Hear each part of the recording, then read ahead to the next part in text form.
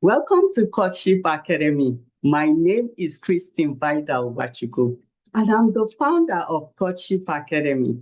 Here at the Academy, we talk about how your past, your faith, and your emotional patterns shape your relationships and how you can stop repeating cycles that drain you.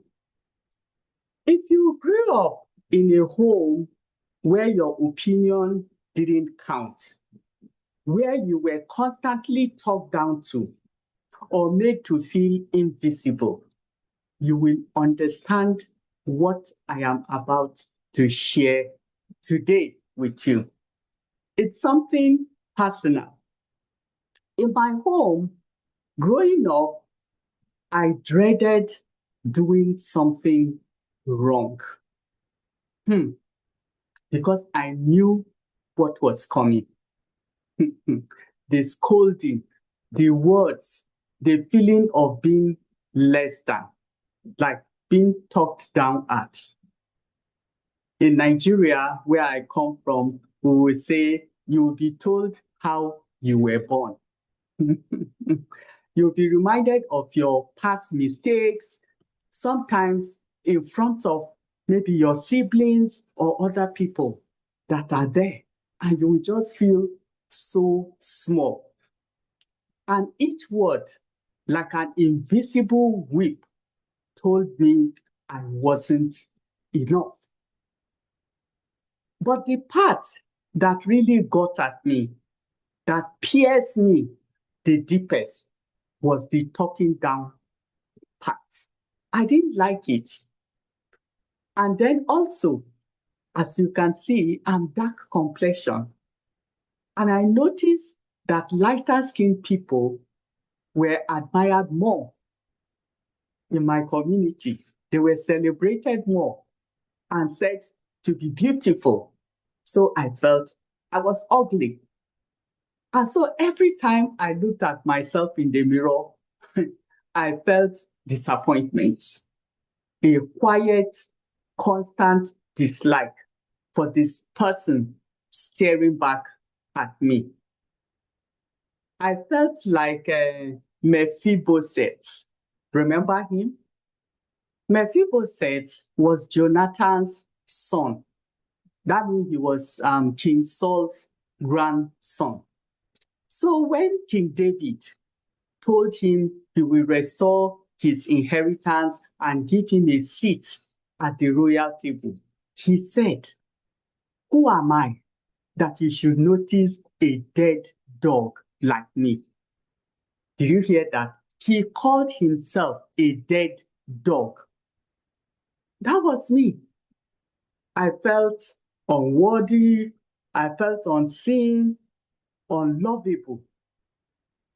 You don't want to know what I said to the face staring back at me when I looked at the mirror. But then awareness came. Slow, gentle, like sunrise through a window. I began to see where that low self-esteem and sense of worthlessness came from. It came from everything that had been happening from my childhood. It wasn't that I wasn't valuable. It was that I had been taught I wasn't. All the things said to me made me feel that way about myself. And you too may have experienced the same thing. But one day, the scripture, love your neighbor as yourself, hits me differently. I'd always focus on trying to love other people. But how could I truly love anyone if I didn't even love myself?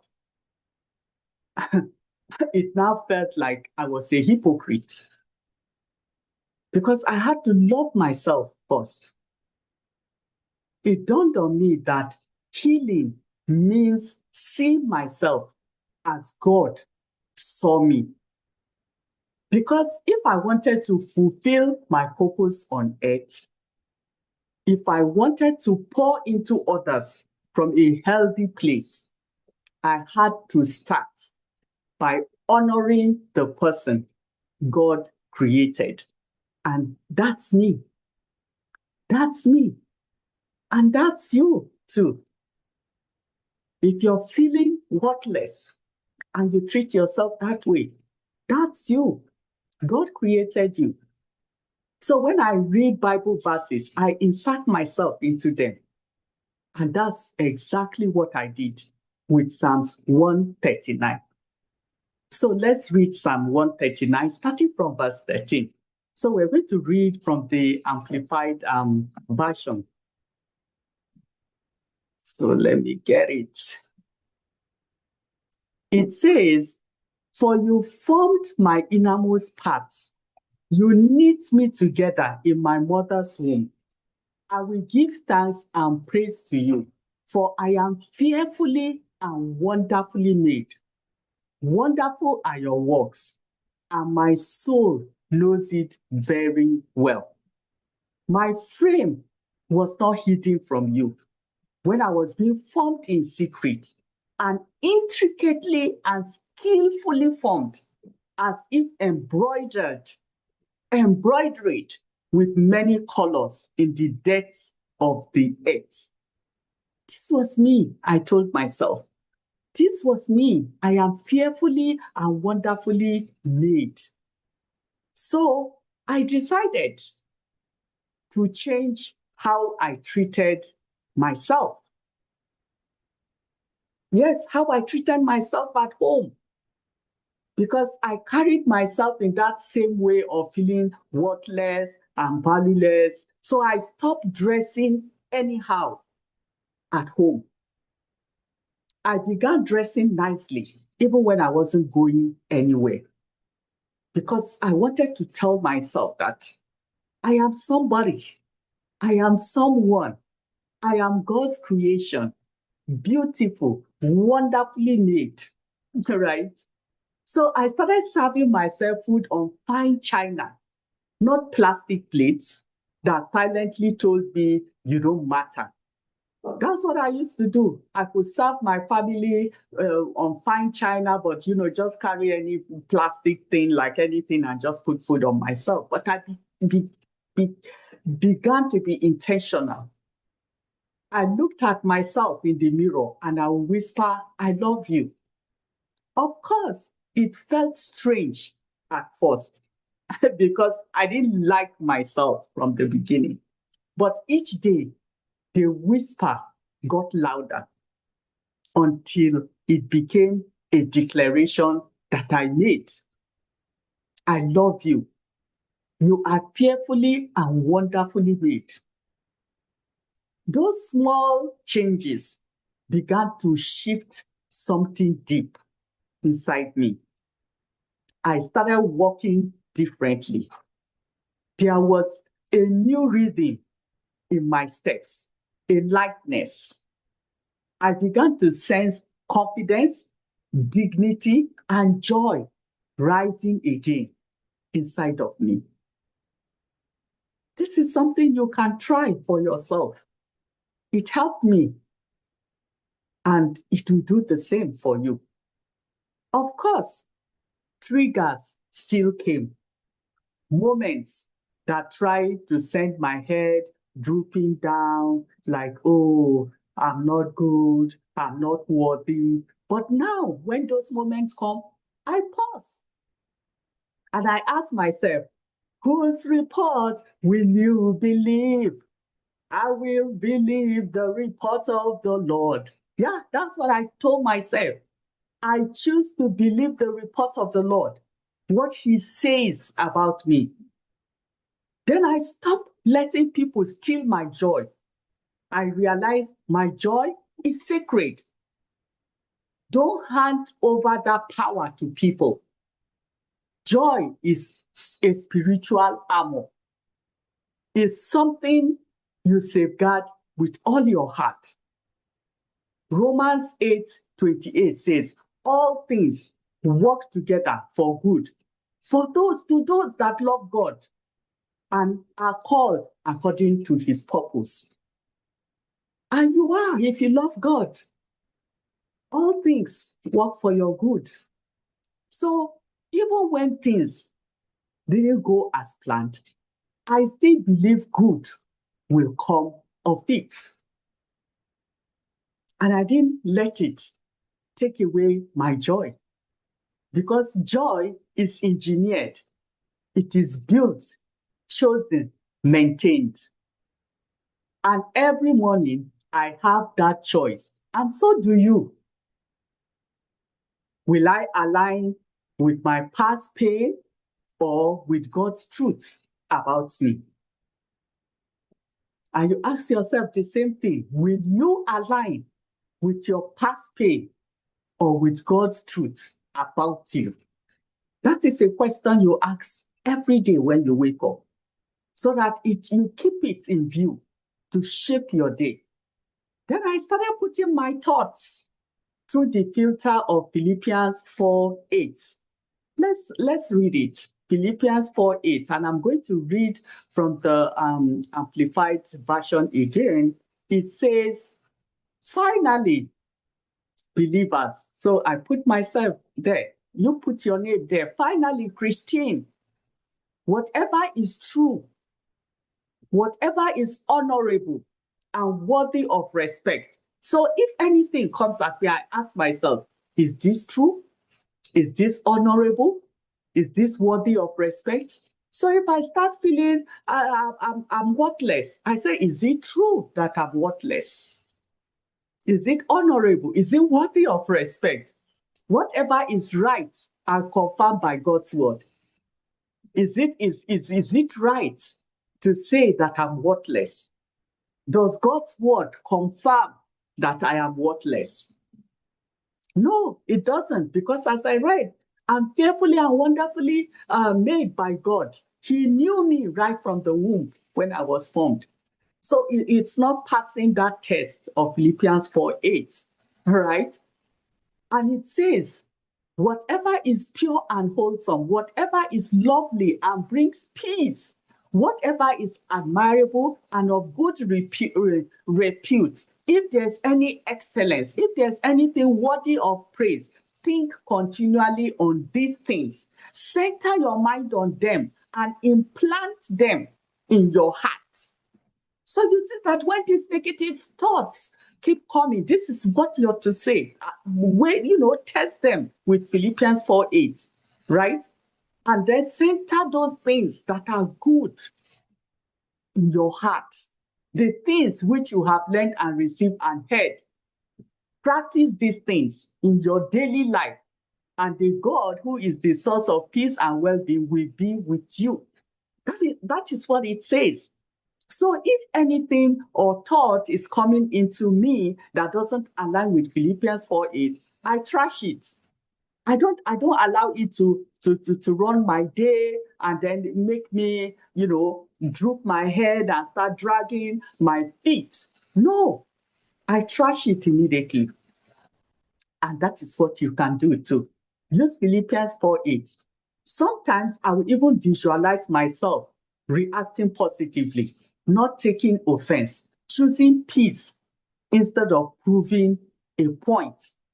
But as I said, it's a process and it's a journey. It's not going to happen overnight. I began becoming the woman I wanted to be. Gracious, calm, confident in God's love.